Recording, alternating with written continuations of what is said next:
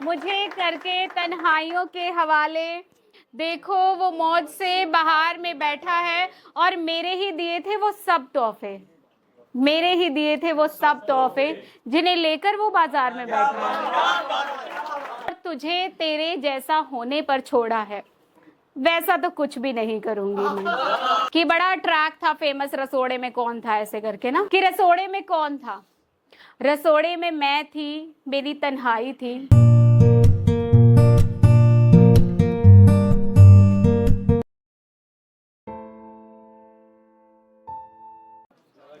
कैसे हैं आप सब? बहुत अच्छा लग रहा है, बहुत अच्छे से सुन रहे हैं। और आपने काफ़ी गज़लें भी सुनी, नज़में भी सुनी, ख्याल सुने, कविताएं सुनी। तो सबको मिला जुला के कुछ कोशिश करती हूँ मैं अपना कुछ रखने की। उम्मीद है आपको पसंद आएगा।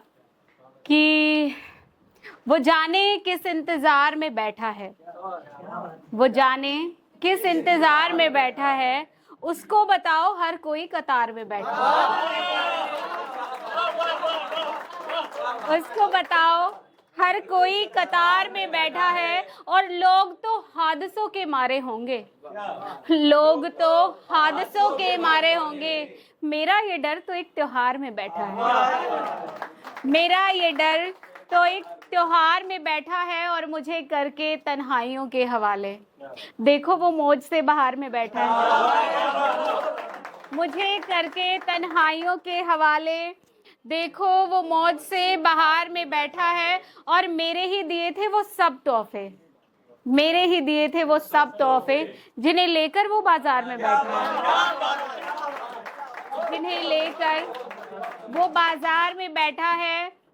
और तिनका तिनका जोड़ा था मैंने पर, तिनका तिनका जोड़ा था मैंने पर, मैं बेघर और वो घर बार में बैठा है, मैं बेघर और वो घर बार में बैठा है। और बहुत आसान है, आप बेशक कह लीजिए कि बराबरी हो गई है, सब हो गया है। पहली बात तो किसी लड़की का महफिल में ये कहना कि मैं किसी से प्रेम करती हूँ, प्रेम तो फिर भी बड़ा छना हुआ शब्द मैंने कह दिया। अगर लड़कों की तरह मैं कहूँ कि हाँ मैं किसी से मोहब्बत करती थी और फिर मैं कहूँ कि रसवाई मिली, बेवफाई मिली, तो समाज कैसा लगा, अरे ऐसी होगी ये। और लड़के क्या करते हैं, बेवफाई भी बता सकते हैं, वफा भी बता सकते हैं, उसको गालियां भी दे सकते हैं स्टेज से। तो एक औरत कैसे बेवफाई को किस तरह से फिल्टर करती होगी वो सुनिएगा।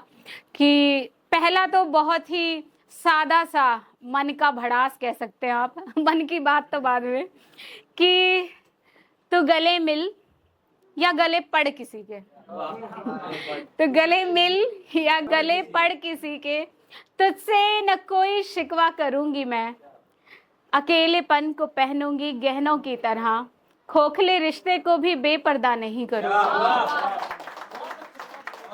खोखले रिश्ते को भी बेपर्दा नहीं करूंगी मैं। और अक्सर आजकल औरतें मेरे अकाउंट तक पहुंचती हैं और लिखती हैं कि भाई मेरा पति जो है किसी और ने मोह लिया है, और ये हाँ ऐसा हाँ तो मुझे लगता है कि अगर कोई स्वाभिमानी औरत होगी तो उसके अंदर इतना स्वाभिमान तो होना चाहिए, तब हम किसी को ज्ञान नहीं दे सकते तो हम खुद पे क्या लिख सकते हैं, क्या अपना सकते हैं कि अपने दम से रखूंगी जमीन पर पैर, अपने दम से रखूंगी जमीन पर पैर, किसी के घर की नींव हिलाकर अपने सर पर छत नहीं करूंगी मैं, किसी के घर की नींव हिलाकर अपने सर पर छत नहीं करूंगी मैं। और तुझे तेरे जैसा होने पर छोड़ा है, वैसा तो कुछ भी नहीं करूंगी मैं,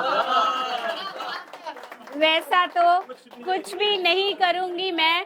और जो जगह तेरे जाने से खाली हुई, जो जगह तेरे जाने से खाली हुई, किसी और को उसका हकदार नहीं करूंगी मैं, किसी और को उसका हकदार नहीं करूंगी मैं। और मेरी जिंदगी भर की कमाई तेरे पास है, मेरी जिंदगी भर की कमाई तेरे पास है, सो तेरे हक में हमेशा दुआएं करूंगी मैं, सो तेरे हक में हमेशा दुआएं करूंगी मैं। और मेरा अकेलापन तप है मेरा, मेरा अकेलापन तप है मेरा, सो बिन कुंदन बने तो नहीं मरूंगी मैं, बिन कुंदन बने तो नहीं मरूंगी मैं। और बहुत सारी औरतें हैं जिनको काफ़ी ज़रूरत है ये जानने की, औरतों को कम, बाकी लोगों को ज़्यादा, कि जो उनको लगता है कि भाई वो किचन में ही लगी रहती है, तुम्हें क्या ही आता है। तो जब हम कोरोना काल में घर बैठे और हमें पता चला कि वो जो किचन का एरिया है उसमें अगर किसी को परफेक्शनिस्ट होना है तो उसके पास सारी स्किल होनी चाहिए।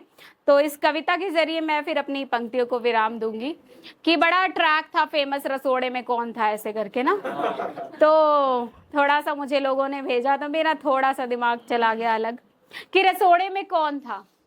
रसोड़े में मैं थी, मेरी तन्हाई थी। रसोड़े में मैंने अपनी एक अलग दुनिया बसाई थी, जहां भिन्न भिन्न प्रकार के बर्तनों से संगीत बनाती संगीतकार मैं थी। भाप चेक करके कढ़ाई के तेल का टेम्परेचर बताने वाली वैज्ञानिक भी मैं ही थी, कि भाप चेक करके कढ़ाई के तेल का टेम्परेचर बताने वाली वैज्ञानिक भी मैं ही थी। और इतने आटे में कितनी रोटियां बनेगी झट से अंदाजा लगाने वाली गणितज्ञ भी मैं ही थी। झट से अंदाजा लगाने वाली गणितज्ञ भी मैं ही थी। और रसोई में रखे राशन को कॉकरोच और चींटियों से कैसे बचाना है इसका अंदाजा लगाने वाली रक्षा मंत्री भी मैं ही थी। इसका अंदाजा लगाने वाली रक्षा मंत्री भी मैं ही थी। और घर में घिया जिसको पसंद नहीं उसका रायता और कोफ्ते बनाने वाली सर्जन भी मैं ही थी।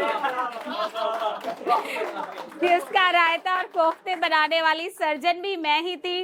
और कोरोना काल में जब सब घर बैठ गए, सबको व्यस्त रखने के लिए मठिया और पूरियां बिलवाने वाला रोजगार केंद्र भी मैं ही थी।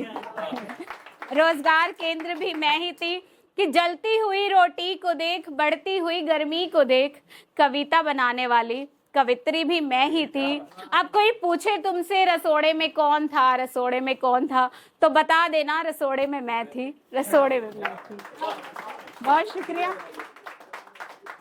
इन शब्दों से मैं विराम देती हूँ और भाई को बहुत बहुत बधाई।